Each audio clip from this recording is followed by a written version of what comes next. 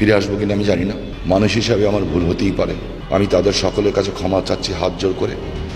জাতির কাছে ক্ষমা চেয়ে দেশে ফিরতে চান শেখ হাসিনার বিশ্বস্ত নেতা শামীম ওসমান। জুলাই আগস্ট গণ অভ্যুত্থানে ছাত্র জনতার ওপর সরাসরি গুলিবর্ষণ করার অভিযোগ রয়েছে তার বিরুদ্ধে। গণ অভ্যুত্থানের মুখে টিকতে না পেরে পালিয়ে যাওয়া সেই শামীম ওসমান এবার জাতির কাছে ক্ষমা চেয়ে দেশে ফিরতে চান।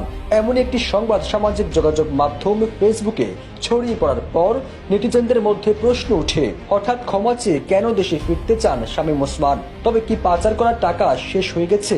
এমনও প্রশ্ন তুলে নেটিজেনরা। খেলা হবে, খেলা হবে, 24 তারিখের পরে খেলা হবে। তুই তোর খালেদা জিয়া, তোর জামাত। শেখ হাসিনার শাসনামলে বিভিন্ন সময় নানা বক্তব্য দিয়ে আলোচিত সমালোচিত ছিল নারায়ণগঞ্জ 4 আসনের সাবেক এমপি শামীম ওসমান।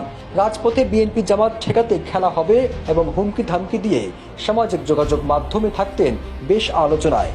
গেল বছর 5 আগস্ট ক্ষমতাসীন আওয়ামী লীগ সরকারের পতনের পরে দলটির বহু নেতাকর্মী দেশ ছেড়েছে। একইভাবে দেশ ত্যাগ করেন শামীম ওসমানও। সম্প্রতি জাতির কাছে ক্ষমা চেয়ে দেশে ফেরত আসতে চায় শামীম ওসমান। এই শিরোনামে একটি সংবাদ সামাজিক যোগাযোগ মাধ্যমে ছড়িয়ে পড়ে। ভুল ত্রুটি হতেই পারে এবং হওয়াটাই স্বাভাবিক হয়েছে। আমি এই জন্য ক্ষমা চাচ্ছি। ফিরে আসবো কিনা আমি জানি না।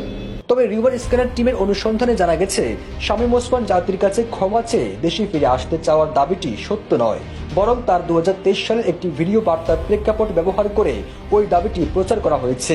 এই বিষয়ে অনুসন্ধানে প্রাথমিক কিওয়ার্ড সার্চের মাধ্যমে মূলধারা গণমাধ্যম দৈনিক ইত্তেফাকের ওয়েবসাইটে 2023 সালের 23 সেপ্টেম্বর হাত জোড় করে ক্ষমা চাইলেন শামীম ওসমান। এই শিরোনামে প্রকাশিত প্রতিবেদনে আলোচিত দাবিতে ব্যবহৃত ছবিটির অনুরূপ একটি ছবি খুঁজে পাওয়া যায়। মাঝদারি কবরস্থানে আমার আব্বা আম্মা ভাইয়া আমার দাদা দাদি সবাই শুয়ে আছেন। আমিও যাতে এখানে এসে তাদের সাথে থাকতে পারি।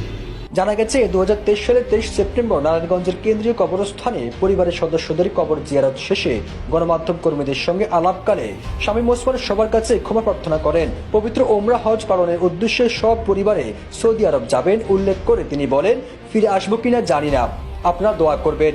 এই কবরস্থানে আমার পরিবারে অনেকেই শুয়ে আছেন, আমিও যেন এখানে তাদের সঙ্গে থাকতে পারি, এই দোয়া করবেন।